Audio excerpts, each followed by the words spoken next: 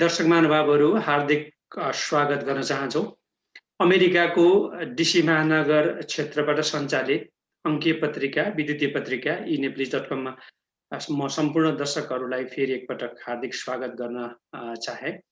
म विजय थापा र आज हामी यहाँहरूलाई तपाईको स्वास्थ्य हाम्रो चासो साप्ताहिक कार्यक्रम अन्तर्गत हामी तपाईहरूलाई मधुमेह रोग विशेषज्ञ अर्थात् फिजिशियन डाक्टर नील अमात्यसँग विशेष कुराकानी गर्न चाहन्छु। दर्शक महानुभावहरू इन्डोक्रिनोलोजिस्ट, डायबिटिज र मेटाबोलिजम विशेषज्ञको रूपमा हुनुहुन्छ। नीलजीलाई सबैभन्दा पहिला eNepalese-मा हामी हार्दिक स्वागत गर्न चाहन्छौँ। नीलजी, यहाँलाई eNepalese-मा हार्दिक स्वागत छ। नमस्कार। नमस्कार है। मेरो नाम चाहिँ नील अमात्य हो। म चाहिँ एन्डोक्रिनोलोजिस्ट।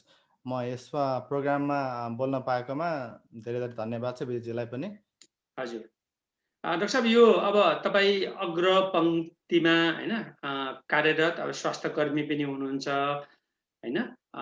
धेरै हैन कोरोना सम्बन्धी अब फेरि टेक्सास राज्यमा कोरोनाको निकै बिगबिगी पनि अवस्था छ। कस्तो छ अलिकति संक्षेपमा कुरा गरौँ, त्यसपछि अनि हामी विषयवस्तुमा प्रवेश गर्छौँ। डाक्टर साहब कस्तो छ? कोरोनाको अब अरू स्टेटहरू अरू सहरहरू जस्तै छ हैन। अब अस्टिन सहरमा चाहिँ कोरोना बिस्तारै बढ्दै थियो। अहिले चाहिँ भर्खरै कोरोना त कम भएछ। हामी काम गर्न थालेको अब कोरोनाको बिरामी पनि हेरियो हैन। सुरुदेखि नै कोरोना सुरु भएदेखि नै अब हामीले सबै अब रेगुलर प्रिकसन्सहरू अब सोसियल डिस्टेन्सहरू गरेर हैन, बिरामी हेर्दा पनि अब मास्क लाएर, सिल्ड लाएर अनि अब ग्लोभ्स लाएर गरियो। सबैजना मेरो बिरामीहरूलाई अनि मेरो अब अफिसको स्टाफहरू सबैजनाले प्रिकसन गरेको कारणले, सोसियल डिस्टेन्स गरेको कारणले चाहिँ हामीले कसैलाई पनि, हाम्रो अफिसको कसैलाई पनि कोरोना लागेन हैन। कोरोना बिरामी देखे पनि अब अहिले भ्याक्सिन लगाइसक्यौँ सबै जस्तोले। अब त्यही हो, जस राम्रै छ। बिरामी हामीले सुरुमा चाहिँ टेलिमेडिसिन गऱ्यौँ 3 हप्ता जति। त्यसपछि हामी सबै बिरामी भन्नाले हप्ताको एकचोटि जस्तो चाहिँ हामी बिरामी टेलिमेडिसिन गर्छौँ। बाँकी सबै इन पर्सन भिजिट गर्छौँ। तर राम्रै भइरहेछ अहिले। राम्रो भइरहेछ। हस् ल, अब त डाक्टर साहब खोप पनि आइसक्यो हैन, आशाको किरण पनि पलाएको छ। अब हैन भगवानले पशुपतिनाथले हामी सबैको रक्षा गरून् हैन। अब जुलाई अगस्त भित्रमा सबै यो हैन अमेरिकामा रहेका जनताहरूले खोप पाउन्, यही नै हाम्रो अपेक्षा छ र बाइडेन प्रशासनले पनि त्यसमा भूमिका निर्वाह गरिरहेको छ। डाक्टर साहब, यो अब दर्शक महानुभावहरू म अलिकति डाक्टर नील अमात्य, जसको पुरा नाम चाहिँ हामी नील अमात्य हो, उहाँको संक्षेपमा मैले परिचय गराउन जरुरी पनि ठान्दछु। भरतपुर चितवन जिल्लाको भरतपुरबाट मेडिकल कलेजबाट मेडिकल साइन्स इन भरतपुरबाट चाहिँ MBBS गरिकन नेपाल काठमाडौँ पाटनमा 3 वर्षसम्म काम गर्नुभएको छ भने त्यसपछि इन्टर्नल मेडिसिन रेजिडेन्सीमा चाहिँ 2008 भनेको सन् 2008 मा अमेरिका आई। Mercy catholic medical center Drexel university of फिलाडेल्फियाबाट उहाँ चाहिँ इन्टर्नल मेडिसिन गर्नुभएको छ। त्यसपछि चाहिँ उहाँले हैन त्यही अस्पतालमै हैन एउटा फिजिशियनको रूपमा 5 वर्ष काम गर्नुभएको उहाँसँग अनुभव छ। पेन्सिल्भेनियामा काम गर्नु। त्यसपछि चाहिँ उहाँले आफै हैन फेलोसिप इन्डोक्रिनोलोजी चाहिँ टेक्सासको प्रसिद्ध हैन medical college A&M college of मेडिसिनमा गर्नुभएको छ भने वर्तमान अवस्थामा टेक्सास राज्यकै अस्टिन सहरमा बेलर स्कट एन्ड व्हाइट अस्पतालमा चाहिँ काम कार्यरत हुनुहुन्छ भने दर्शक महानुभावहरू एउटा जानकारी पनि गराउँ। उहाँ अहिले चाहिँ इम्प्याक्ट नेपाल भन्ने उहाँ अमेरिकामा रहेका चिकित्सकहरूले खोलेको एउटा संस्था छ र जो चाहिँ मानव सेवा र समाज सेवामा कार्यरत गर्छ। उहाँको सचिव पनि हुनुहुन्छ। यो कुरालाई म यही थाती राख्दै डाक्टर साहबसँग अलिकति हामी अब यो अरूको चाहिँ भन्दा पनि यो मधुमेह सम्बन्धीका कुराहरू पनि गर्छौँ अनि हाम्रो अलिकति यो ग्रन्थि थाइरोइडको कुराहरू पनि गर्छौँ र अर्को चाहिँ यो हामीले हैन यो गलगाँडहरू विषयमा भनेको चाहिँ त्यो हैन गोइटर सम्बन्धी विधि कुराहरू गर्छौँ। डाक्टर साहब, सबैभन्दा पहिले अब आजको हामी को सेरोफेरो चाहिँ 45 मिनट जतिको हाम्रो रहनेछ। डाक्टर साहब, यो सबैभन्दा चाहिँ मैले अब तपाईँ इन्डोक्रिनोलोजिस्ट भन्छ, सामान्य अर्थमा हैन यो सर्वसाधारणले बुझ्ने गरी चाहिँ हैन इन्डोक्रिनोलोजी हैन इन्डोक्रिनोलोजी भनेको के हो त र हैन ग्ल्यान्ड्स भने यो हैन हाम्रो भन्न हाम्रो ग्रन्थीहरु विषयमा नि संक्षेपमा प्रवेश छौं त्यसपछि अनि हामी मधुमेह सम्बन्धी हामी प्रवेश गरौँला डाक्टर साहब अब यो एन्डोक्रिनोलोजी ग्ल्यान्डहरू सम्बन्धी हैन चिकित्सा शास्त्र क्षेत्रमा चाहिँ अब ग्ल्यान्डको सम्बन्धी अब रोगहरू तिनीहरूको विषयमा अब काम गर्ने क्षेत्र हो। अब यसमा ग्ल्यान्ड भन्नाले चाहिँ हाम्रो शरीरमा धेरै ग्ल्यान्डहरू हुन्छन्, घाँटीमा ग्ल्यान्ड हुन्छ, कता ग्ल्यान्ड हुन्छ, तर एन्डोक्रिन ग्ल्यान्ड भनेको चाहिँ एउटा शरीरको एउटा अङ्ग हो जसले चाहिँ एउटा हर्मोन प्रड्युस गर्छ। हर्मोन भनेको रसायन केमिकल्स हो हैन, जुन चाहिँ गएर ग्ल्यान्डबाट निक्लेर शरीरको विभिन्न ठाउँमा गएर काम गर्छ। अनि विभिन्न प्रत्येक कोषहरूमा प्रत्येक अङ्गहरूमा अब प्रत्येक फङ्सनहरूमा चाहिँ गरेर अब विभिन्न किसिमको कामहरू गर्छ। त्यो चाहिँ स्पेसल फङ्सन हुन्छ हैन। अब एन्डोक्रिन ग्ल्यान्डहरू चाहिँ धेरै ठाउँमा हुन्छ। अब ब्रेनदेखि लिएर अब हाम्रो थाइरोइड ग्ल्यान्ड यहाँ घाँटीमा हुन्छ हैन। अब किडनीको माथि एड्रिनल ग्ल्यान्ड हुन्छ, प्यानक्रियास जसले चाहिँ ब्लड सुगरहरूको मेन्टेन गर्छ। त्यो धेरै किसिमको ग्ल्यान्डहरू हुन्छ। अब यसको रोगहरू पनि अब कमन हैन। अब हाम्रो सामान्य रोगहरूमा चाहिँ डायबिटिज भयो, थाइरोइड भयो, हड्डीको अस्टियोपोरोसिस भन्छ। अब अरू चाहिँ स्पेसल डिसअर्डरहरू हुन्छ, जस्तै एड्रिनल ग्ल्यान्डको डिसअर्डर भयो हैन, पिट्युटरी ग्ल्यान्डको डिसअर्डर हो। तिनीहरू चाहिँ हामी एन्डोक्रिनोलोजिस्टहरूले सामान्यतया हेर्छौँ। हजुर धन्यवाद डाक्टर साहब। यो मैले दर्शक महानुभावहरू अन्यथा नलिनु होला। हामी यो हैन चिकित्सा क्षेत्रका विद्यार्थी जस्तै त्यस विषयमा हामी हैन घनीभूत छलफल गर्ने छैन। यो सामान्य जानकारीको लागि मात्रै हामीले यहाँलाई यस विषयमा छोएछौँ। डाक्टर साहब यो अब हर्मोनको नि कुरा आउँछ हैन। अब जस्तै हैन तपाईँ आफै हैन अब इन्डोक्रिनोलोजिस्ट, डायबिटिज, मेटाबोलिजम भने यी सबै कुराहरू त्यहाँ छुने हुनाले अलिकति छस्स हामी एकपटक हर्मोनको बारेमा पनि अलिकति हाम्रो दर्शकहरूलाई संक्षेपमा केही कुरा भन्न मिल्छ? अब हर्मोन भनेको शरीरभरि जहाँ पनि हुन्छ हैन। हामीले नर्मली साधारणतया बुझ्दाखेरि हर्मोन भन्ने बित्तिकै अब आइमाईहरूको हर्मोनहरू हैन, रिसाउने भएपछि मेरो हर्मोन बढेछ भन्छ, अथवा मान्छे केटाहरूको पनि हैन हर्मोन भएर मेरो चाहिँ अब बलियो भएछ जस्तो हुन्छ। तर हर्मोन भनेको साधारणतया सबै ग्ल्यान्डले निकाल्छ हैन। अब प्यानक्रियासले इन्सुलिन निकाल्छ, त्यसले डायबिटिजको रोगसँग सम्बन्ध हुन्छ हैन। त्यस्तै थाइरोइड ग्ल्यान्डले हर्मोन भन्छ, केमिकल हुन्छ हैन, प्रोटिनहरू हुन्छ, तिनीहरू गएर चाहिँ शरीरको हार्टमा गएर मुटुमा गएर काम गर्छ, ब्रेनमा काम गर्छ। त्यो हर्मोन चाहिँ सबै त्यहाँ अब हाम्रो शरीरमा अब पक्कै अब 60-70 वटा हर्मोन होला हैन। विभिन्न किसिमको हर्मोन हुन्छन्। भनेपछि यो सामान्य कुरामा हैन अब यो हर्मोनको विषयमा नै हामीले चर्चा परिचर्चा गर्यौँ भने धेरै समय लाग्ने हुनाले त्यता पनि हामी नजाउँ हैन। त्यसो अब यो म अझै पनि यो थाइरोइडको विषयमा पछि आउँला। पहिले सुरुमा म यो मधुमेह सम्बन्धी जान चाहन्छु। डाक्टर यो अमेरिकामा नि अब आँकडाको कुरामा मात्रै जाउँ। अमेरिकामा तपाईँ हैन एउटा हैन मधुमेह रोग विशेषज्ञ रूपमा टेक्सासमा हुनुहुन्छ भनेपछि तपाईले अहिलेसम्मको 5 वर्षको अवधिमा अथवा दैनिक रूपमा तपाईले जाँच्ने क्रममा बिरामी जाँच्ने क्रममा चाहिँ कति प्रतिशत जस्तो चाहिँ त्यो मधुमेहका रोगीहरू आउँछन् अथवा समग्रमा अमेरिकाको हैन मा चाहिँ कति प्रतिशत जस्तै चाहिँ मधुमेह रोग हुन्छन्? यसको आँकडाहरू केही हुन सक्छ डाक्टर साहब? केही छ? अब मधुमेह अमेरिकाको अब भनौँ न 300 कति 300 मिलियन भनेको 33 करोड भनौँ न। 33 करोड छ हैन। हजुर हजुर। करोडमा अब 30 मिलियन 3 करोड जति त डायबिटिज नै छ के भने चाहिँ एकदमै धेरै पपुलेसन छ हैन। हजुर। यो मधुमेहको रोग धेरै जस्तो प्राइमेरी केयर हैन, हाम्रो जेनरल प्र्याक्टिसनर भन्छ तिनीहरूले हेरिदिन्छन्। अलिक कम्प्लिकेटेड भएपछि अलिक गाह्रो भएपछि अब पम्पहरू इन्सुलिन पम्प चलाउनु पर्यो, इन्सुलिन चलाउनु पर्यो, अथवा चाहिँ अरू लाइक स्पेसल मेडिकेसन चलाउनु पर्यो भने बल्ल एन्डोक्रिनलाई रिफर गर्छन्। अब जेनरली हेर्ने भने साधारणतया म दिनको अब भनौँ न 15-20 जना बिरामी हेऱ्यो भने 50% जस्तो चाहिँ मधुमेहको बिरामी आउँछन् धेरै जस्तो। भनेपछि त्यही यसो भयावह अवस्था नै भयो हैन त? किनभने 50% सम्म जो पनि आयो मधुमेह नै लागेको भन्ने कुराहरू आयो भने त हैन डरमर्दो भन्ने कुराहरू पनि देखियो भनौँ न तपाईले भने अनुसार चाहिँ त्यो देखियो। त्यसैले अब यो हजुर यसमा चाहिँ अर्को आँकडा के पनि छ भने हैन, अहिले उनीहरूको डेटा अनुसार अहिले चाहिँ अब जति डायबिटिज छ नि, जति मधुमेहको रोगको छ, अमेरिकामा अर्को 25 वर्षमा अलमोस्ट 35% चाहिँ बढ्नेवाला छ भनेको छ होइन। अब साउथ एसिया हाम्रो नेपाल पर्छ नि होइन, अर्को 25 वर्षमा अर्को 80% बढी चाहिँ मधुमेहको रोग हुने चाहिँ आँकडा छ अहिलेको लागि। भनेपछि उदाहरणको लागि मात्रै नेपालको 3 करोड जनतामा 80% भनेको 2,40,000लाई होइन 2 करोड 40 लाखलाई नै हुने भयो होइन। त्यसो भयो भने चाहिँ अहिलेको हिसाबमा चाहिँ त्यो भन्न खोजेको होइन। अब भन नेपालमा 3 करोड छ होइन, 3 करोडको 30 लाखलाई डायबिटिज भयो अरे होइन।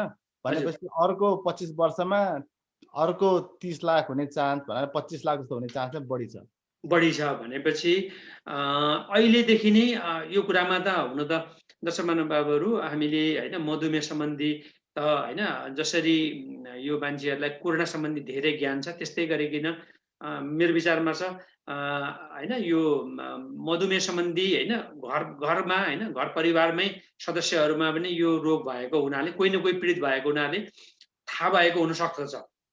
खैर यो कुरालाई हामी एकछिन यहीँ राखौँ। अब हामीले नि सुरुवात यसरी गरौँ।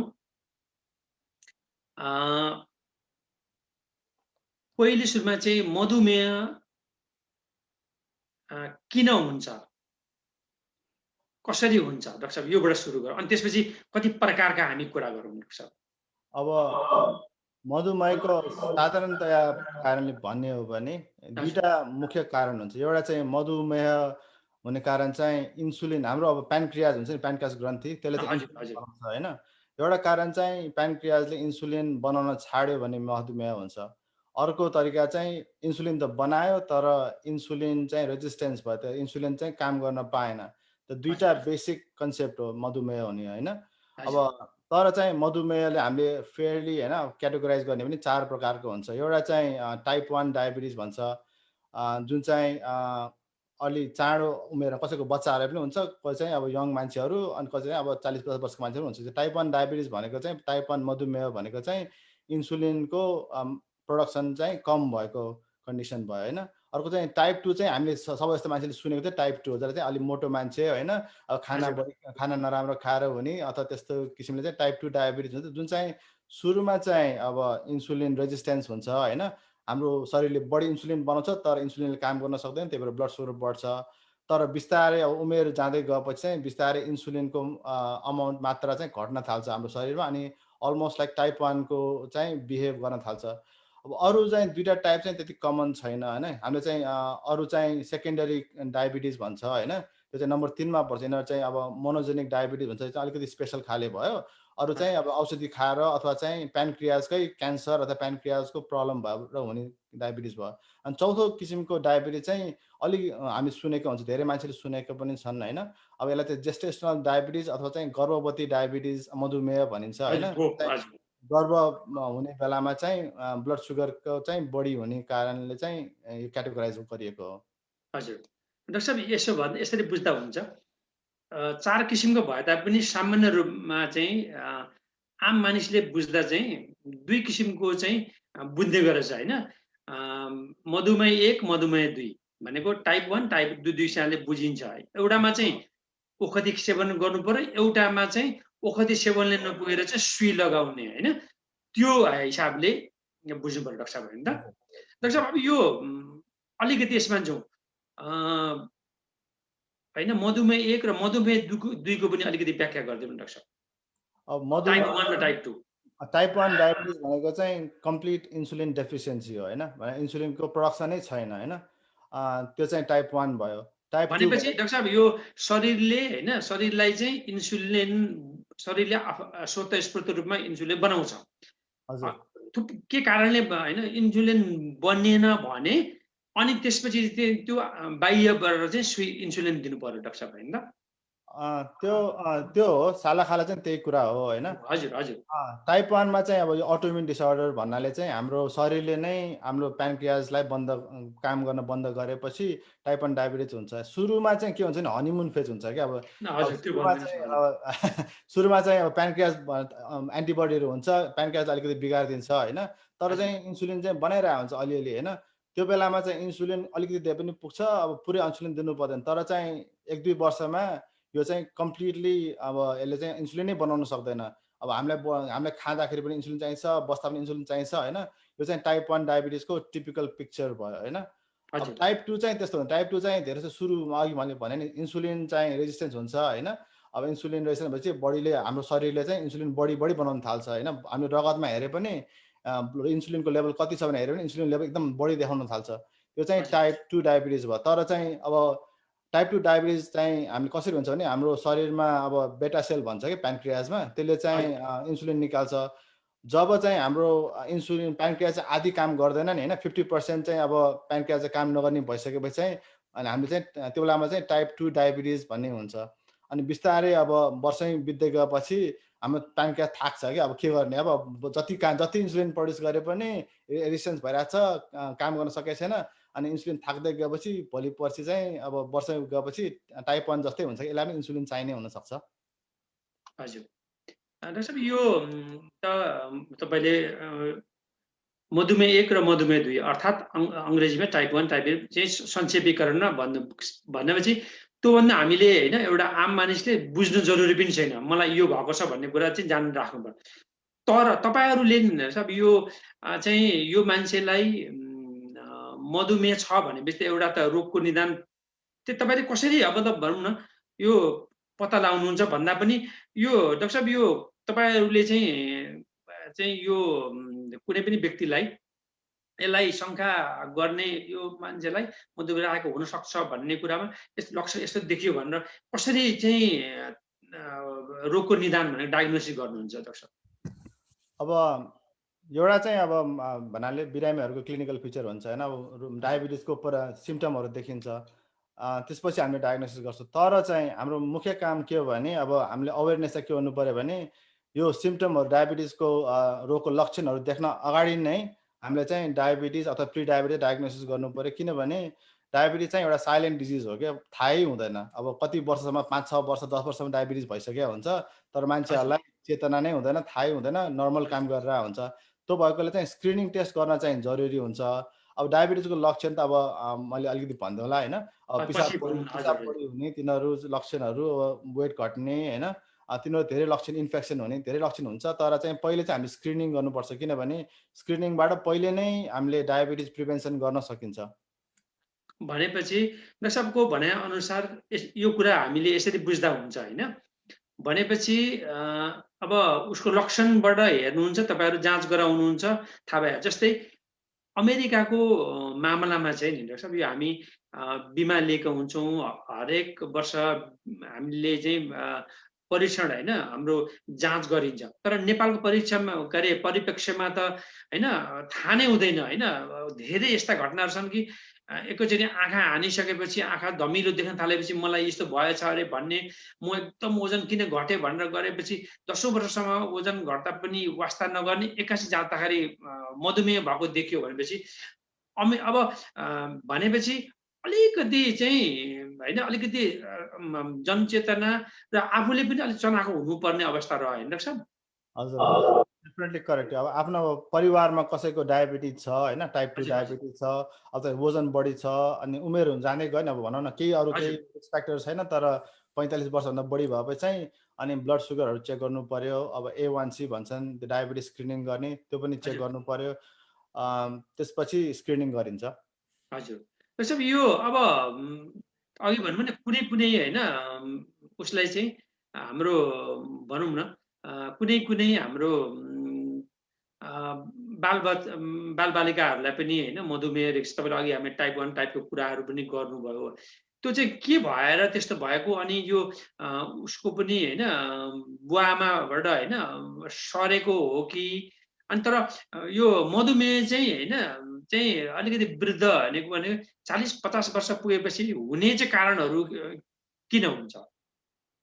अब कुरा पनि गरे होइन, टाइप 1 र टाइप 2 को फरक एउटा चाहिँ अब दुवै रोगहरू चाहिँ अलिकति जेनेटिक कारण हो कि। अब आमा बुवालाई छ, दिदी बहिनीलाई छ भने आफूलाई पनि टाइप 2 डायबिटिज टाइप 1 डायबिटिज दुवै हुने सम्भावना बढी हुन्छ होइन। अब टाइप 1 डाक्टर साहबले एकैछिन रोके भनेपछि यद्यपि होइन बुवा आमालाई दुवै प्रकारको मधुमेह छ भने हुने सम्भावना कति प्रतिशत हुन्छ कि हुन्छ भन्ने चाहिँ प्रत्याभूति भने ग्यारेन्टी त हुँदैन नि त होइन डाक्टर साहब, के छ? ग्यारेन्टी त हुँदैन, तर चान्सेस चाहिँ बढी हुन्छ। अब 40-50% चाहिँ बढी हुन थाल्छ होइन।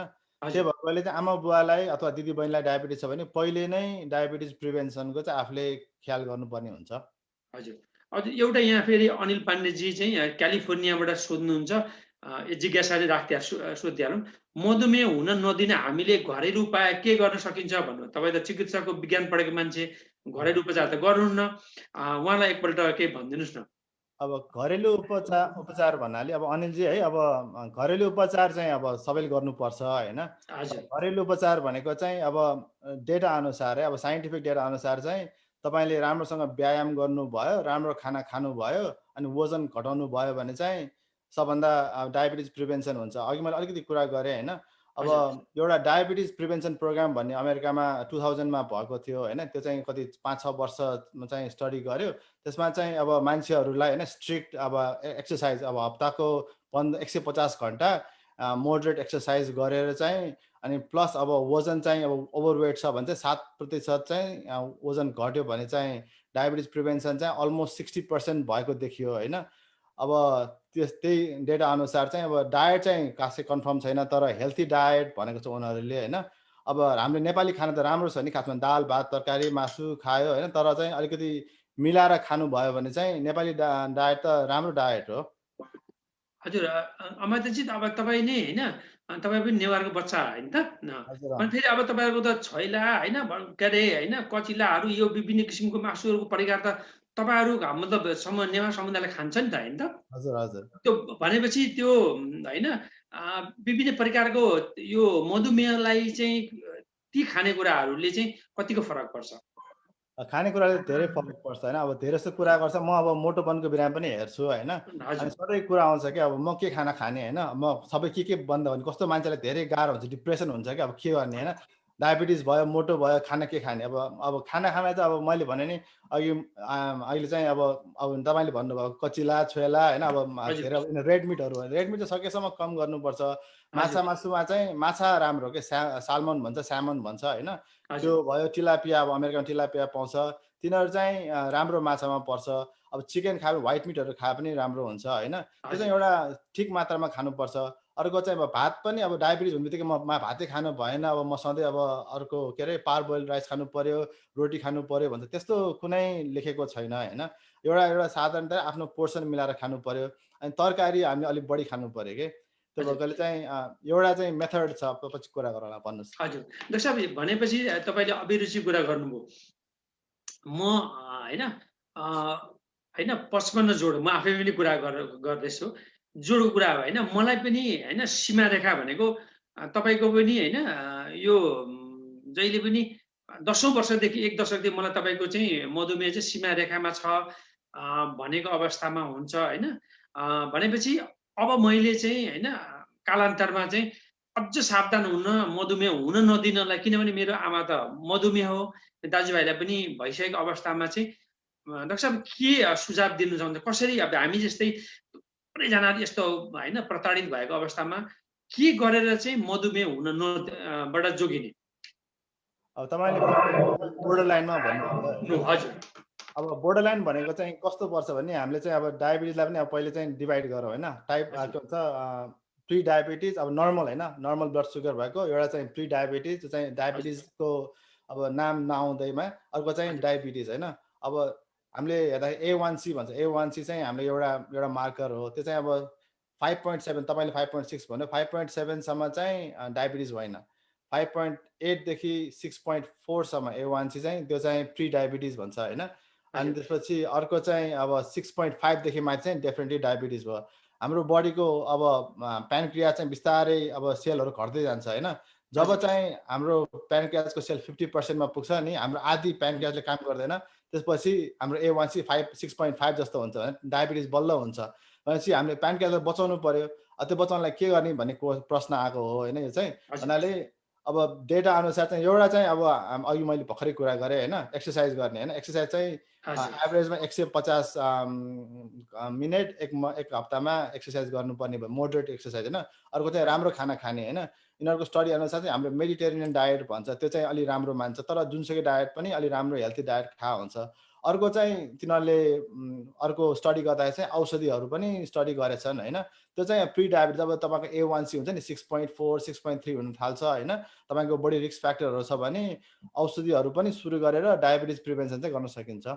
हजुर डाक्टर साहब, यो मधुमेह अब भनौँ न, जो मान्छेलाई चाहिँ नि नेपालीमा चाहिँ होइन क्षण क्षणमा होइन शौचालय जाने भन्ने कुरा भनौँ न होइन, स्नान घर भन्छ नि, बाथरुम जाने भन्ने समस्याबाट होइन होइन पिसाब लागिरहेको अवस्थामा पनि त्यो ज्यादै हामी छिनछिना गइरह्यो भने चाहिँ त्यो लक्षण के हो चाहिँ भने चाहिँ अलिकति च्यापेको हो कि मधुमेहले हो कि अन्य कारणहरू पनि हुन्छ डाक्टर साहब?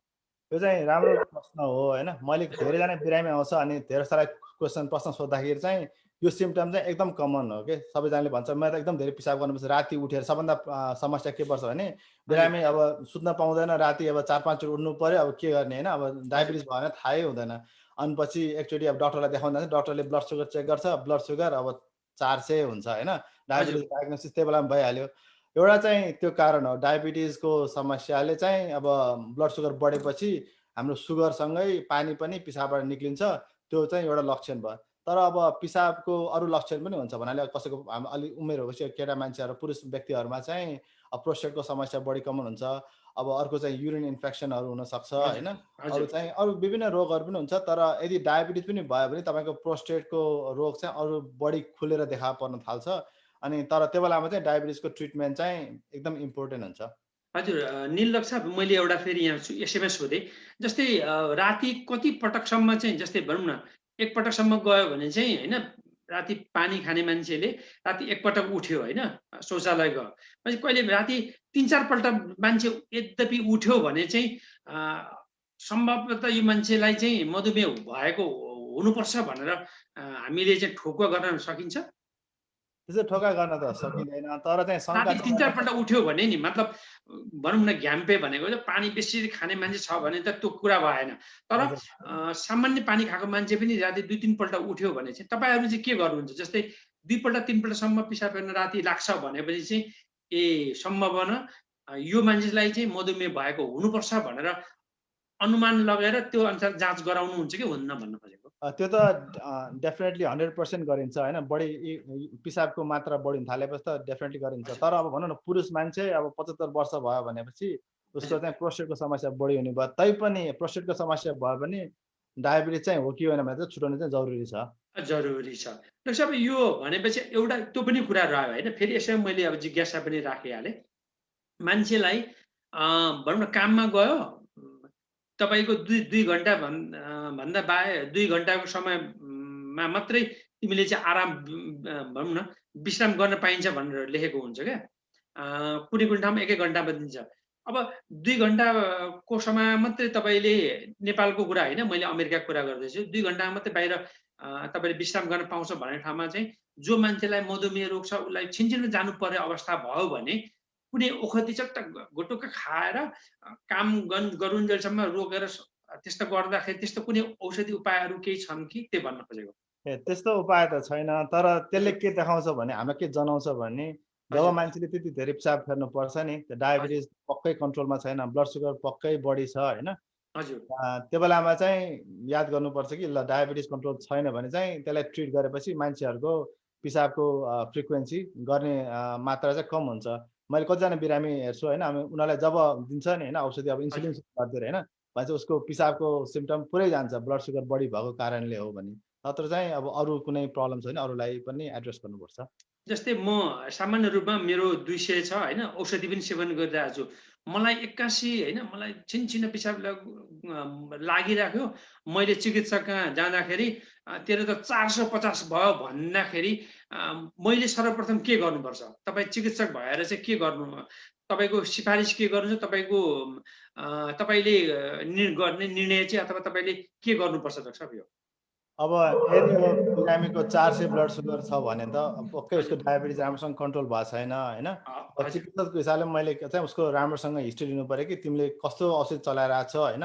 अब हजुर कसरी औषधि लिइरहेछ, अब ब्लड सुगर चेक गरेको छ कि छैन, अब दिनका दिन चेक गर्नुपर्ने हो कि अब हप्ताको चेक गर्नुपर्ने हो कि, त्यो चाहिँ याद गर्नु पर्यो। अब यदि 400 छ भने त पक्कै दिनको 3 चोटि 2 चोटि त चेक गर्नुपर्छ। अनि त्यो हामीलाई डेटा चाहिँ क्लिनिकमा लिएर आउनुपर्छ। अनि त्यो हेरेर मैले चाहिँ अब डिसाइड गर्छु कि ल अब औषधि अब ट्याब्लेटहरू खाएर डायबिटिज गरिरहेछ भने कि त्यसलाई इन्सुलिन दिनुपर्ने हो कि अथवा चाहिँ अरू इन्जेक्सनहरू पनि दिन मिल्छ होइन। त डायबिटिज कन्ट्रोल चाहिँ राम्रोसँग गर्नुपर्छ। मेरो एक्सपेक्टेसन के हुन्छ भने जब मैले डायबिटिजको बिरामीलाई ट्रिट गर्छु उसको ब्लड सुगर चाहिँ 90 देखि 180 भित्र पार्ने मेरो प्लान हुन्छ। 200 भन्दा बढी हजुर सकेसम्म माथि नपार्ने मेरो चाहिँ ट्रिटमेन्ट प्लान हुन्छ। हजुर डाक्टर एउटा एक जिज्ञासा आयो, यो उज्जवल मास्केजीले सोध्नुभयो 150 मिनट मोडरेट एक्सर्साइजमा के पर्छ सर भन्नुभयो। अब यो चाहिँ राम्रो क्वेसन हो होइन। अब हजुर कतिजना मान्छे भन्छ ल म 150 गर्छु दिनको, अब हिँड्छु होइन, मर्निङमा चाहिँ हजुर त्यहाँ हिँड्यो, नेपालमा हुन्छ नि बाहिर चिया खान जहाँ गयो हिँड्यो 1 राउन्ड अब गयो, त्यो चाहिँ मोडरेट एक्सर्साइजमा पर्दैन होइन। हाम्रो हार्ट रेट हाई हुनु पर्यो। अनि अर्को कुरा चाहिँ के भने अलिअलि पसिना निकाल्न सक्नु पर्यो कि त्यो मोडरेट एक्सर्साइजमा। त हजुर 150 भनेर अब तपाईँले 150 2 दिनमा 150 सकाएर चाहिँ हुँदैन होइन। यो चाहिँ रेकमेन्डेसन के हो भने अब 150 चाहिँ फेयरली अब 1 हप्तामा डिभाइड गर्नु पर्यो। तपाईँले 1 दिन गरेर 1 दिन विश्राम गर्नुहुन्छ भने त्यो पनि ठिकै छ। तर 2 दिनभन्दा बढी चाहिँ ब्रेक गर्नु हुँदैन तपाईँको मोडरेट एक्सर्साइजमा। अनि एक्सर्साइज पनि 2 किसिमको हुन्छ। एउटा चाहिँ कार्डियो एक्सर्साइज होइन, एउटा त रेजिस्टेन्स एक्सर्साइज। त्यो हजुर दुईटाको मात्रा चाहिँ मिलाएर गर्नुपर्छ।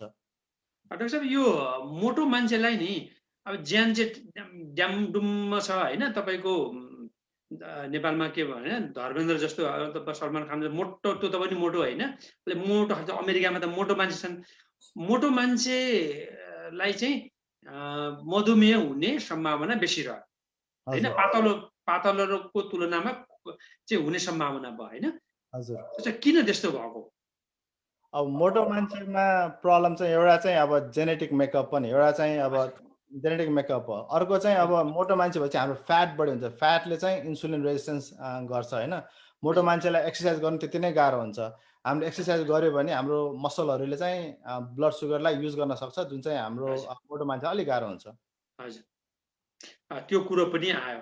त्यसो अब भनेपछि 2-3 कुरा हामीले चाहिँ कम उमेरको मानिसहरूलाई भनेको बालबालिकालाई कम लाग्ने, उमेर बढ्दै गएपछि होइन त्यो शारीरिक बनावटै त्यस्तो हुन्छ कि जसले भनौँ न त्योको साथै होइन आफ्नो अभिभावकहरूको आफ्नो होइन सन्तानको अथवा आफ्नो आमा बुवाको पनि त्यस्तो रोग छ भने, मधुमेह छ भने त्यो लाग्ने त्यसै सर्ने पनि भयो।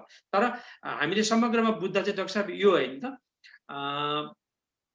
मधुमेह आमा अथवा बुवा अथवा हजुरबा मामाले होइन मामा माइ जो भए तापनि, मामा भए तापनि लाग्ने भन्ने त छैन। तर हामीले सुरुदेखि नै अलिकति सावधान सतर्कता अपनाउनु पर्यो डाक्टर साहब होइन त? हजुर हजुर। अब अब हजुर, डाक्टर साहब मैले यो यहाँ जुन चाहिँ अघि अब डायबिटिज भनेको मधुमेह भनेको होइन त्यो 2 किसिमको पनि भन्नुभयो होइन। यो अरू कुराहरू पनि भन्नु, तर हामीले नि अहिलेदेखि नै अमेरिकामा हामी सबै छौँ होइन, पहिलो पुस्ताका मान्छेहरू बेसी छन् भनेपछि अहिलेदेखि नै हामीले चाहिँ यसलाई चाहिँ रोकथाम कसरी गर्ने डाक्टर साहब? अब त्यो भयावह छ नि त, तपाईँले भन्नुभयो अबका 25-30 वर्षमा कहाँबाट कहाँ पुग्छ भनेपछि कसरी यसलाई चाहिँ मधुमेहलाई चाहिँ रोक्ने, रोकथाम कसरी गर्ने डाक्टर साहब? पहिले अब तपाईँले राम्रो काम गर्नुपर्छ अहिले होइन। हामीलाई अब सबैलाई अब अलिकति सूचना दिएर मान्छे हजुर बिस्तारै अवेरनेस आउँदैछ। सबभन्दा फर्स्ट काम चाहिँ अवेरनेस गर्नु पर्यो होइन। अब हजुर अर्को चाहिँ अब थाहा हुनु पर्यो कि अब प्रि डायबिटिज भनेको चाहिँ डायबिटिज हुनुभन्दा अगाडि होइन, त्यो चाहिँ एकदमै कमन छ। अब भनौँ न एकजना भन्नाले 3 जनामा 1 जनालाई प्रि डायबिटिज हुने चान्स चाहिँ एकदम धेरै छ, भने चाहिँ एकदमै धेरै रिस्क भयो होइन। अब हजुर त्यसमा पनि अब जसलाई प्रि डायबिटिज छ नि, अब हजुर 10 जनामा 9 जनालाई थाहै हुँदैन प्रि डायबिटिज छ भनेर होइन। त्यो भएको कारणले चाहिँ स्क्रिनिङ गर्ने चाहिँ सबभन्दा ठुलो पहिलो काम हो प्रिभेन्सनमा चाहिँ होइन। पहिले चाहिँ थाहा हुनु पर्यो कि मलाई प्रि डायबिटिज छ कि छैन होइन।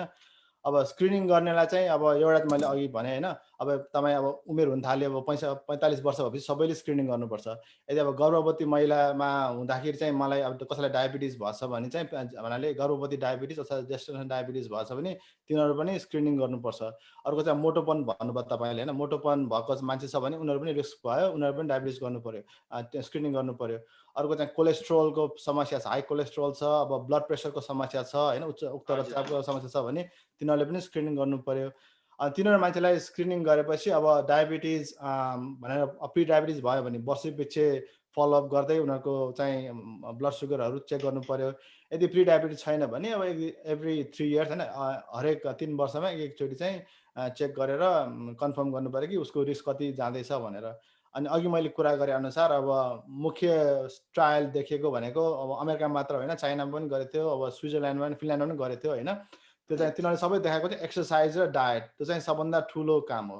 हजुर, भनेपछि कसरत र हामीले हाम्रो आहार सन्तुलन होइन, आहार राम्रोसँग खायो भने हामीलाई मधुमेह रोग लाग्ने रहेनछ होइन। डाक्टर साहब एउटा यहाँ जिना मास्केजीले सोध्नु खानाको पोर्सन साइज र फुड ग्रुपको सजेसन छ कि डाक्टर साहब भन्नु सोध्नु। यो चाहिँ अब एकदम राम्रो क्वेसन होइन। म अब मैले भने अघि मैले मोटोपनको बिरामी पनि हेर्छु अनि सधैँ यो क्वेसन सधैँ आउँछ, म कुन डायट खाने। अमेरिकामा त भन्छ नि अब टिभीमा पनि आउँछ होइन, मैले नुन खाएँ, नुन डायट खाएँ भन्छ, अथवा चाहिँ अब किटो डायट एकदमै पपुलर छ होइन। कसैले मेडिटेरियन डायट भन्छ, कसैले ड्यास डायट भन्छ होइन। तर यिनीहरू सबैजना डायट चाहिँ सबै डायट ठिकै हो कि, सबै डायटले वेट घटाउँछ, डायबिटिज कन्ट्रोल गर्छ होइन। तर चाहिँ हामीले डायबिटिज डायट भनेको चाहिँ अब मधुमेहको डायट भनेको चाहिँ स्वस्थ खाना हो कि, हेल्थी डायट हो होइन। जसरी खाए पनि हुन्छ। एउटा चाहिँ राम्रो एउटा चाहिँ वेबसाइटमा आएको थियो, एउटा चाहिँ प्लेट मेथड भनेर क्या। एउटा चाहिँ अब 9 इन्चको डिनर प्लेट लिने रे होइन। 9 इन्चको डिनर प्लेटमा चाहिँ खाना राख्दाखेरि चाहिँ आधी चाहिँ तरकारी जुन चाहिँ स्टार्च नभएको होइन, कार्बोहाइड्रेट कम भएको तरकारी, हरियो सागपात तिनीहरू हुन्छ नि, आधी चाहिँ त्यो खायो। अर्को चाहिँ अब 1/4 1/4 चाहिँ मासुमा चाहिँ अघि मैले भने जस्तै अब माछा होइन, अब व्हाइट मिटहरू सकेसम्म। अब तपाईँ रेड मिट पनि मन लाग्छ भने त्यसको पनि कुनै रोकटोक छैन। अनि प्लस अर्को चाहिँ 1/4 चाहिँ अब रोटी होइन, त्यसरी खायो भने चाहिँ सबभन्दा राम्रो चाहिँ डायट त्यो हुन्छ। तर डायटमा चाहिँ म सबै बिरामीलाई एउटै चिज भन्छु, किनभने डायट तपाईँले अब आज चेन्ज गर्नुभयो होइन, अब भनेपछि 3 महिनापछि तपाईँले त डायटै खान सकेन भने त त्यसको फाइदा भएन। डायबिटिज डायट अथवा चाहिँ मोटोपनको डायट चाहिँ चुज गर्दाखेरि चाहिँ त्यस्तो डायट चुज गर्नु पर्यो तपाईँले चाहिँ जिन्दगीभरि सकेसम्म त्यस्तो खाले डायट चाहिँ कन्टिन्यू गर्न सक्नुपर्ने भयो। तपाईँले अब हेरेर नुन डायट किन्नुभयो भने चाहिँ अब 3 महिना चलाएर भएन। तर चाहिँ सस्टेनेबल लङ टर्म डायट चाहिँ खोज्नु पर्यो।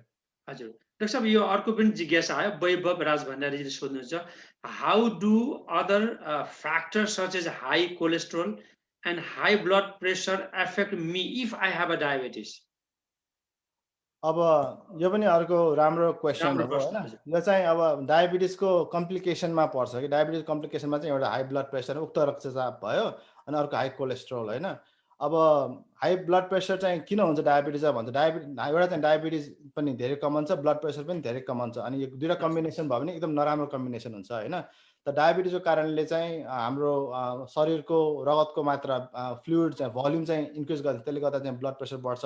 अर्को चाहिँ रक्त नलीहरूलाई चाहिँ तिनीहरूको अर्को के भन्छ ब्लड भेसलको मसलहरू चाहिँ अलिकति थिकन र अलिकति कम फ्लेक्सिबल बनाइन्छ, त्यसो भएको कारणले ब्लड प्रेसर पनि हुन्छ। अनि कोलेस्ट्रोल पनि त्यही कारण हो। कोलेस्ट्रोल चाहिँ अब लिभरमा अलिक प्रब्लम गरिदिन्छ डायबिटिजले होइन।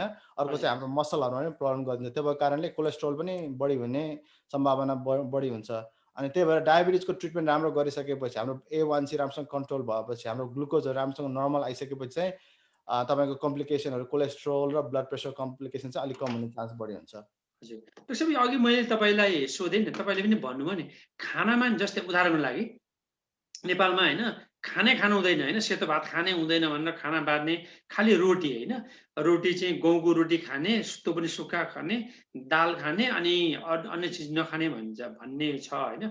तपाईँले अहिले भन्नुभयो नि, यो चाहिँ त्यो होइन भनेर कुरा। एकपल्ट यसमा अझै खानाको बारेमा नि, जस्तै सेतो भात, हामी त नेपालीहरू त सबै भात बहादुर र भातकुमारी हो नि त डाक्टर साहब होइन। अनि त्यो भात बहादुर र भातकुमारीहरूलाई पनि एकपल्ट अलिक भनिदिनु न डाक्टर साहब, के यसको खास चाहिँ के हो रहेछ, भनौँ न, कति खानुहुन्छ कति हुँदैन, यस विषयमा अलिकति बताइदिनु डाक्टर साहब। अब भात बहादुरको कथामा चाहिँ एउटा साग बहादुर थियो, एउटा भात बहादुर थियो। साग बहादुरले राम्रो गरेको थियो नि होइन।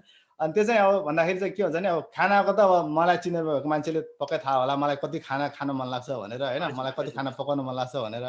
तर चाहिँ खानाको लागि सकेसम्म चाहिँ हामीले मैले अघि पनि भने होइन, खाना चाहिँ हामीले हेल्थी डायट, हाम्रो डायबिटिज डायट भनेको कुनै स्पेसल डायट होइन होइन। तपाईँले यो त्याग्ने कति फ्रस्ट्रेसन हुन्छ, डिप्रेसन एकदम कम हुन्छ डायबिटिजमा होइन, फ्रस्ट्रेसन हुन्छ। त्यो भएकोले चाहिँ अहिलेसम्म भएको डेटा जति छ होइन, त्यसले के भन्छ भने डायबिटिज डायट हेल्थी डायट हो। तपाईँले अब सेतो भात छाडेर रोटी मात्र खाने, ढिँडो खाने, अब किनुवा खाने होइन, त्यस्तो हजुर मात्र हजुर गर्नु पर्दैन। तपाईँले अघि मैले भनेको एउटा प्लेट मेथड हो। एउटा चाहिँ सकेसम्म बढी साग खाने। हेर्दाखेरि म बिरामीलाई भन्छु कि तपाईँको खाना हेर्दा कस्तो हुन्छ भन्दाखेरि अलिकति कलरफुल खाना हुनु पऱ्यो, हरियो पहेँलो होइन, हजुर हजुर सबै भयो भने खाना पनि राम्रो देखिन्छ। अनि त्यसपछि त्यो हेल्थी पनि हुन्छ। फ्राइड खानु भएन। अब मैले भात खाऊ भन्दैमा तपाईँ यति धेरै अब पहाडै बनाएर भात खान त भएन होइन। तर हजुर चाहिँ हजुर भातको पोर्सन चाहिँ मैले भने 1/3 हुनु पऱ्यो, तरकारी को चाहिँ हाफ हुनु पऱ्यो होइन। अनि मासु प्रोटिन पनि हुनु पऱ्यो। हाम्रो नेपालीको मैले देखेको के छ भने अब म अब नेपालमा हुर्केको होइन, नेपालीहरूको खाना चाहिँ अलिक कार्बोहाइड्रेट चाहिँ बढी हुन्छ कि अब प्रोटिनहरू भन्दा होइन कार्बोहाइड्रेटको मात्रा बढी हुन्छ। हाम्रो त्यो मात्र समस्या जस्तो लाग्छ मलाई होइन। नत्र चाहिँ हाम्रो डायट चाहिँ धेरै तारेको खाने चलन पनि छैन। हामी दाल मात्रै भात खान्छौँ, तरकारी खान्छौँ होइन। त्यो चाहिँ राम्रो खाले डायट हो। हजुर भनेपछि अब यसरी बुझ्दा हुन्छ है डाक्टर साहब, म पनि होइन, मलाई पनि होइन मेरो आमालाई मधुमेह भएको हैसियतले भएको हुनाले म के गर्छु भने किनुवा होइन खाने गरेको छु होइन। सेतो भात चाहिँ अब हप्तामा 1-2 पल्ट खाइन्छ। अनि चिनी पनि कम खाने, किनभने नहोस् भनेर अहिले डाक्टर साहब यो के छ कहिलेकाहीँ एकदम खाना मलाई लालमोहन होइन, नेपालीमा चाहिँ रातो मोहन भन्छ नेपालीमा होइन, रातो मोहन पनि खान मन लाग्छ यस्तो लाग्छ। त्यस्तो बेलामा चाहिँ कहिलेकाहीँ मनलाई अलिकति 1-2 पल्ट खाए हुन्छ कि हुँदैन डाक्टर साहब? किन नलागेको मतलब भनौँ न मधुमेह भएको बिरामी होइन कि हामी चाहिँ अब लाग्ने एकदम सीमा रेखामा भएको मान्छेहरूलाई के हुन्छ? यस्तो बेलामा के गरौँ? तपाईँ यदि सीमा रेखामा छ भने चाहिँ तपाईँले आफूलाई पनि सीमामै राख्नुपर्छ कि। अब हजुर लालमोहन अथवा चाहिँ रातो मोहन भन्नुभयो होइन, त्यो अब हजुर खान त मिल्छ तर चाहिँ अब खान पायो भन्दैमा धेरै खान त भएन। अब कहिलेकाहीँ हजुर मैले बिरामीलाई भन्छु तिम्रो बर्थडे छ भने केक खाऊ, अब हजुर डायबिटिज भयो भने त्यस्तो केही छैन। तर आफूले याद गर्नु पऱ्यो कि म डायबिटिज छ, म थोरै खान्छु भनेर खानु पऱ्यो। तर मैले हजुर खान पायो भन्दैमा अब दिनका दिन केक खाने पनि होइन। अब कुनै ओकेजन पारेर खाँदा चाहिँ त्यसमा चाहिँ फरक पर्दैन। हजुर डाक्टर साहब, यो मधुमेह भएको मान्छेलाई नि सबैभन्दा लक्षणहरू चाहिँ के हुन्छन्? 1, 2, 3, 4? अब मधुमेहको सबभन्दा पहिलो र दोस्रो 3 त लक्षण भनेको के पनि लक्षण हुँदैन। 1 नम्बर जुन लक्षण हुँदैन, 2 नम्बर लक्षण हुँदैन, 3 नम्बर लक्षण हुँदैन। अरू त्यसपछि हुँदैन। लक्षण हुने भनेको चाहिँ अब चाहिँ एउटा चाहिँ अब पिसाबको समस्या हुन्छ। तपाईँले भने जस्तो धेरै पिसाब हजुर फेर्ने हुन्छ होइन। हजुर अर्को चाहिँ आलस्य, थकाइ हुनसक्छ।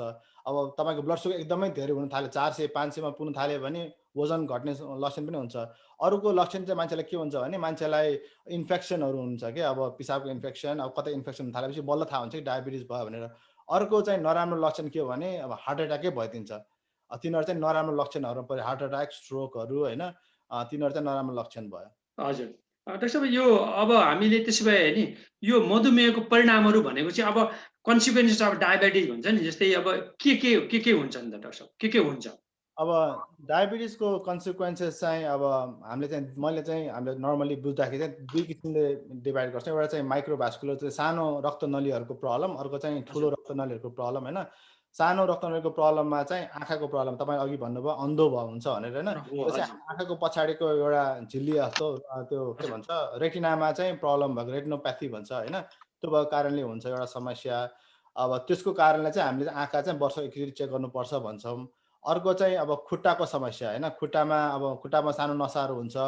अनि ब्लड भेसलहरू, नर्भ्सहरू तिनीहरू इन्भल्भ भयो भने चाहिँ खुट्टाको सेन्सेसन झमझम गर्ने होइन, खुट्टाको इन्फेक्सन तिनीहरू हुन्छ। त्यो भएकोले हामीले वर्षको एकचोटि बिरामी आउँदाखेरि खुट्टा राम्रोसँग चेक गर्छौँ। अनि बिरामीहरूलाई के पनि भन्छौँ भने राति सुत्न अगाडि आफ्नो खुट्टा राम्रोसँग हेरेर सानो घाउपटक चोटपटक केही लाग्छ कि कुनै ब्रुजिङहरू केही भएको छ कि त्यो याद गर भनेर।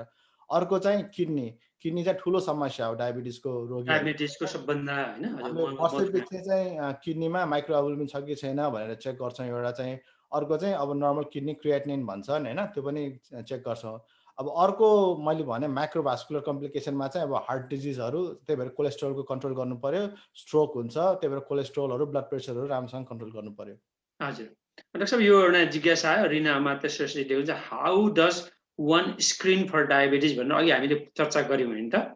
हजुर हजुर यो पनि धन्यवाद। अनिल पोखरेलजी सोध्नुभयो वाट सुड बी द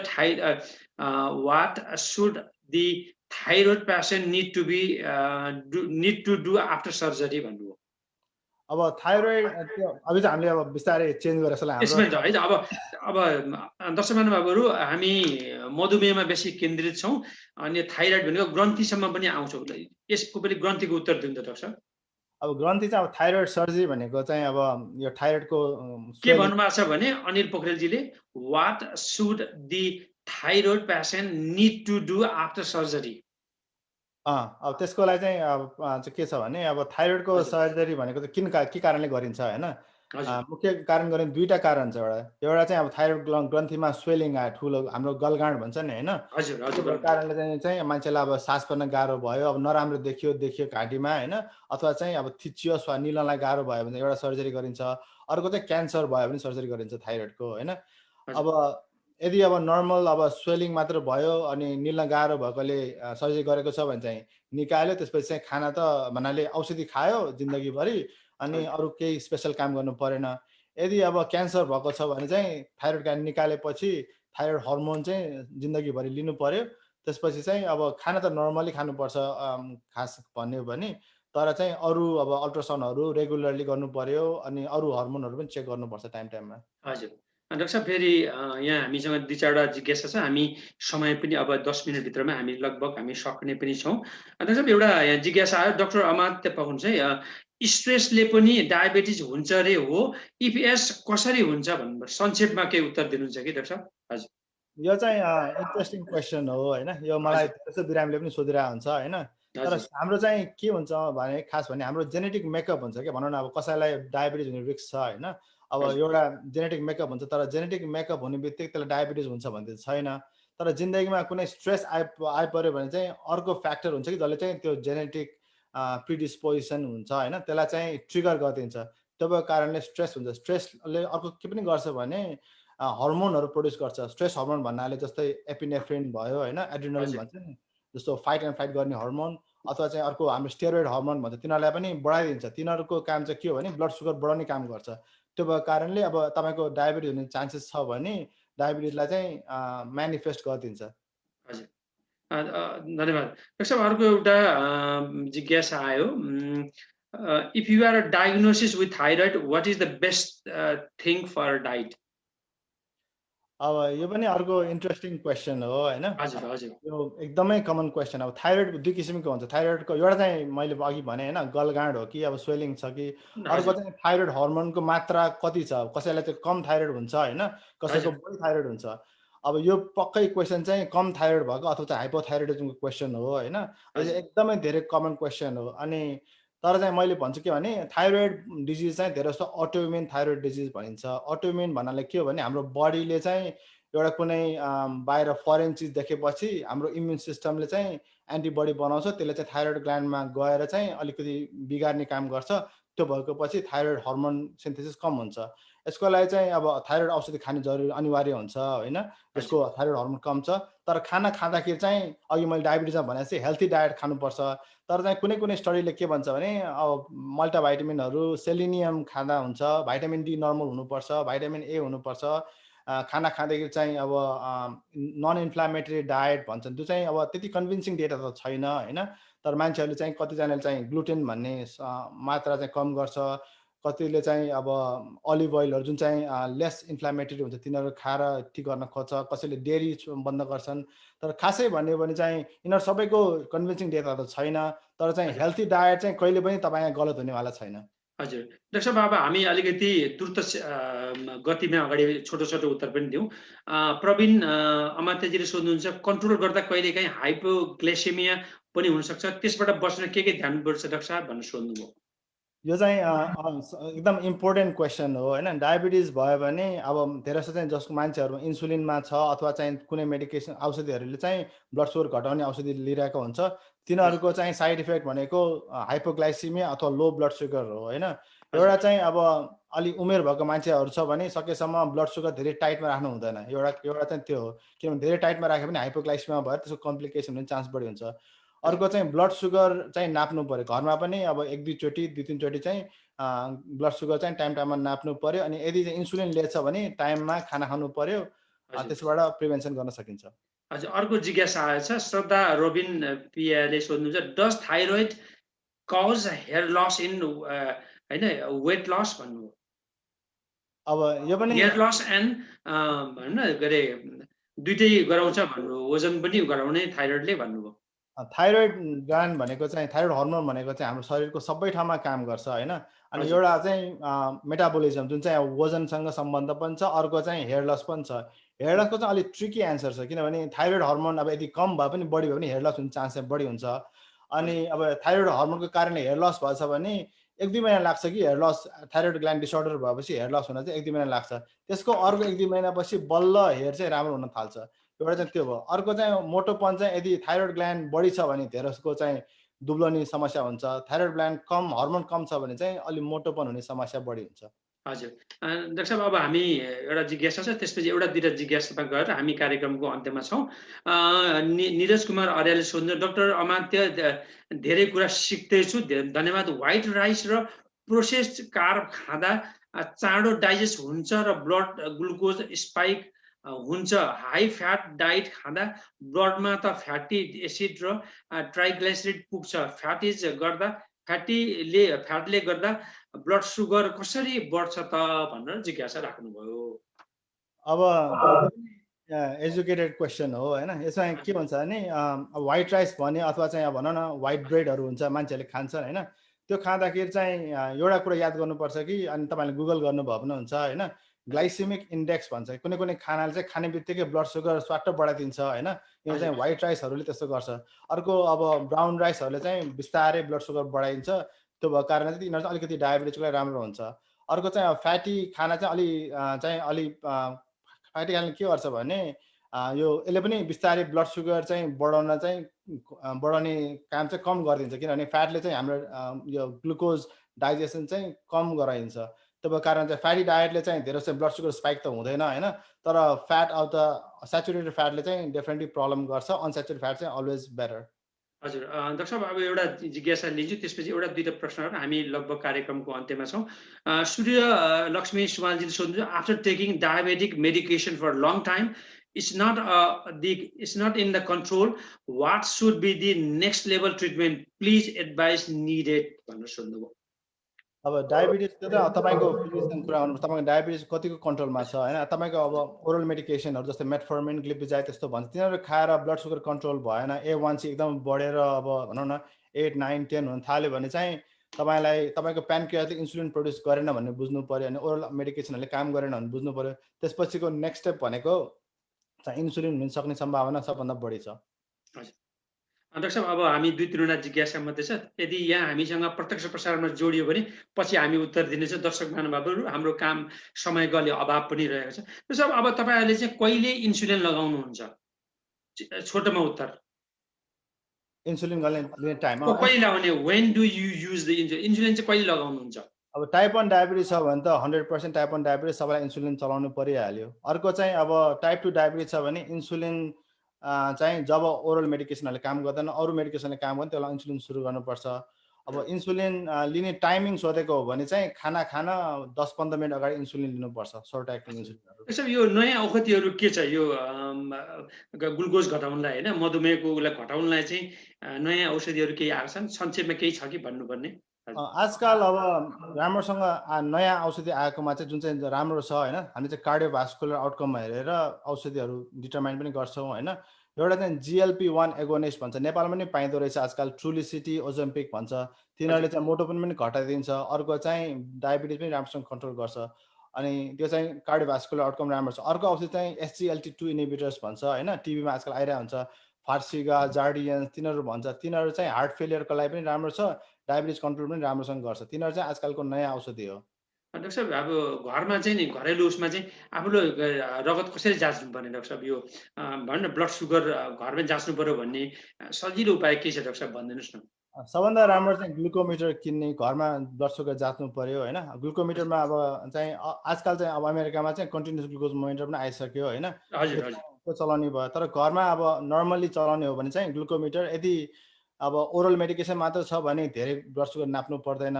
यदि अब इन्सुलिनमा छ भने दिनको 3 चोटि जस्तो नाप्नु परिहाल्छ। त्यो ग्लुकोमिटर चाहिँ साधारणतया जुन चाहिँ चलाए पनि हुन्छ, अलि रिलायबल खाने चलाउनु पर्छ। हजुर। डाक्टर साहब यो अब डायबेटिक भनौँ न डाइट भनेको आहारको बारेमा नि संक्षेपमा केही भनिदिनुहोस् न, के खानुपर्छ? मधुमेह रोग लागेको मान्छेलाई के खाँदा राम्रो हुन्छ? जस्तै कहिलेकाहीँ सागपातहरू मात्रै हरियो-परियो मात्रै खाएको देखिन्छ होइन? यो खाना जस्तै भनौँ न मधुमेहको औषधि पनि खाइरहेको छ भने सेतो भात खाँदा चाहिँ हुन्छ, तर अघि भने जस्तै तपाईँले त्यो होइन हरियोको मात्रा खानु पर्यो, त्यसरी मासुको पनि त्यहाँ हुनु पर्यो। भनौँ न 12 मसला 13 खोर्सानी भनेर एउटा नेपालीमा उखान छ, त्यस्तै गरेर चाहिँ खानु पर्यो डाक्टर साहब होइन? त्यसो खाना यो डायबेटिक डायटको बारेमा अलिकति संक्षेपमा।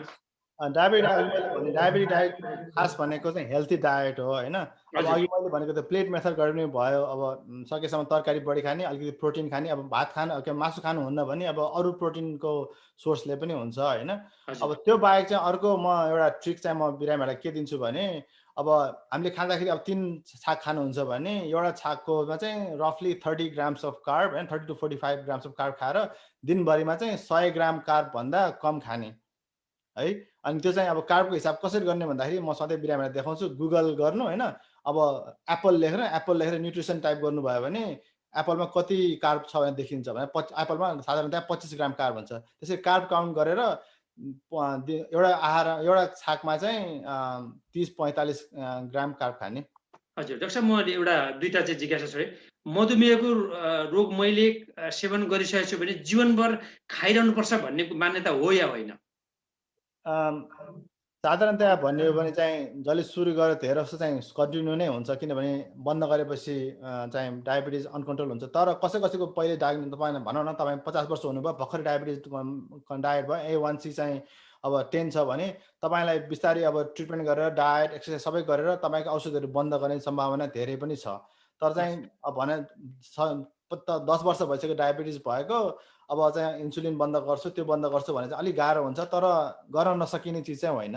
हजुर। भनेपछि खाइरहेको मान्छेलाई त्यसलाई छोड्नु भएन। इन्सुलिन लागेको मान्छेलाई के हुन्छ?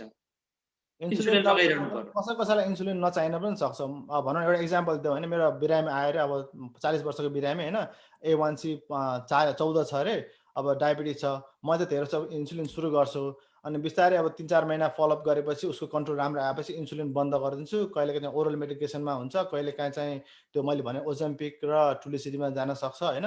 तर चाहिँ इन्सुलिन चाहिँ बन्द हुने चान्स बढी हुन्छ।